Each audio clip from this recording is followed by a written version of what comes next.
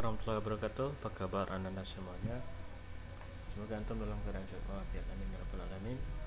Baik, kali ini kita akan membahas tentang makna tata urutan perundang-undangan di Indonesia.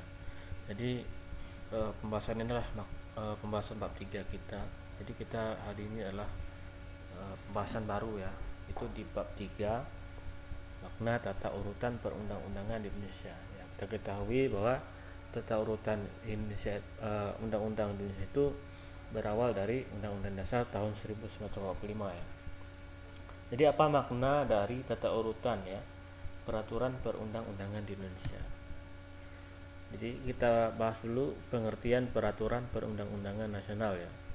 Di negara Indonesia itu adalah negara hukum ya, sebagaimana dinyatakan pada pasal 1 ayat 3 ya, bahwa di dalam pasal 1 ayat 3 itu berisi bahwa negara Indonesia adalah negara hukum ya. Jadi kita selain dari negara demokrasi juga dinyatakan sebagai negara hukum. Artinya bahwa segala sesuatu ya, sesuatu hal dalam masyarakat ya, di dalam pemerintahan, kemudian dalam kegiatan apa saja itu harus diatur oleh undang-undang ya.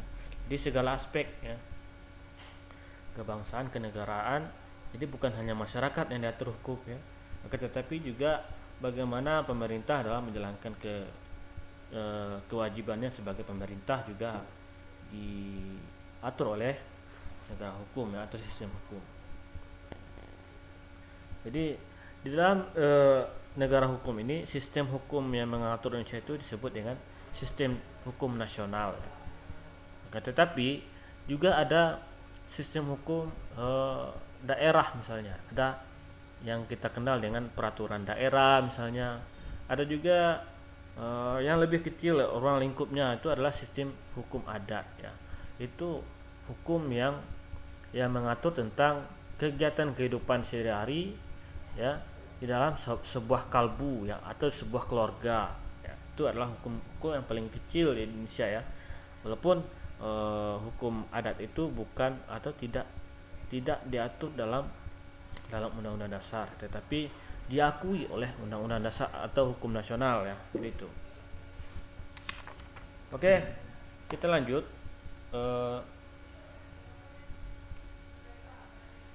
Yang kedua itu ada tata urutan peraturan perundang-undangan di Indonesia.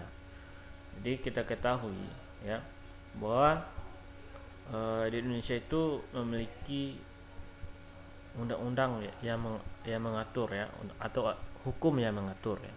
Jadi di hukum yang mengatur itu memiliki beberapa tingkatan ya. Ada beberapa tingkatan hukum yang ada di Indonesia. Yang pertama itu ada Undang-Undang Dasar Negara Republik Indonesia tahun 1945 ya. Ini hukum yang diatur oleh para pendiri negara kita sebelum kemerdekaan. Jadi sudah dirancang ketika pelaksanaan sidang BPUPKI yang kedua ya. Itu sekitar pada tanggal 10 ya sampai tanggal 17 tahun 1945, tepatnya pada bulan Juni ya. Pada bulan Juni tanggal 10 sampai tanggal 17 tahun 1945. Kemudian disahkan, ini ada perubahan sedikit pada tanggal 18 Agustus 1945, itu pada saat sidang pertama PPKI ya. Jadi inilah hukum tertinggi di negara Republik Indonesia. Jadi semua peraturan atau hukum yang dibuat oleh pemerintah ya, itu harus mengacu kepada Undang-Undang Dasar Negara Republik Indonesia tahun 1945 ya. Kemudian tingkatan yang kedua itu ada ketetapan MPR.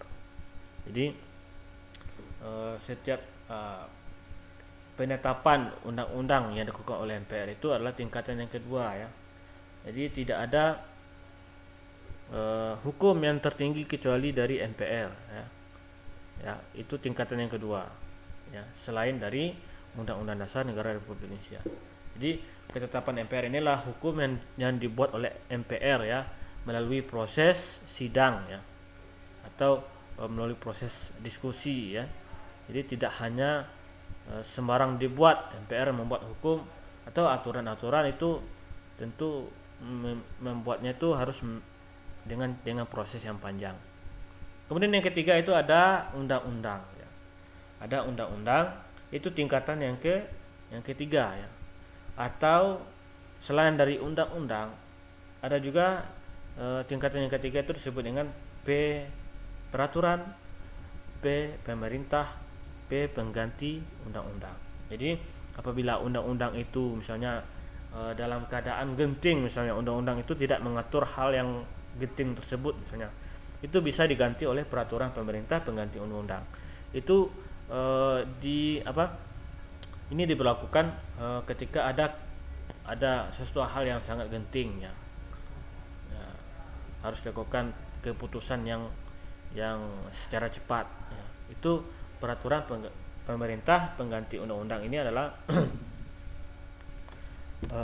peraturan pemerintah yang diberikan oleh pemerintah ya, yang dibuat oleh pemerintah, juga disetujui oleh DPR. Kemudian yang keempat ada peraturan presiden ya. Ini adalah tingkatan yang keempat. Dan yang kelima ada peraturan daerah ya, provinsi. Kemudian yang keenam itu ada peraturan daerah kabupaten atau kota. Jadi inilah tingkatan-tingkatan dari urutan peraturan perundang-undangan di Indonesia ya. Oke, untuk hari ini kita akhiri pembelajaran hari ini dengan mengucapkan alhamdulillah. Kemudian kita lanjut minggu depan kita akan membahas tentang asas-asas dalam pembentukan peraturan ya. Jadi apa asas-asas dalam pembentukan peraturan perundang-undangan ya. Itu sesuai dengan pasal 5 dalam Undang-Undang Dasar Negara Republik Indonesia tahun 1945. Nanti kita bahas minggu depan. Semoga antum bisa memahaminya. Usah akhiri pembelajaran kita hari ini dengan mengucapkan alhamdulillah. Assalamualaikum warahmatullahi wabarakatuh.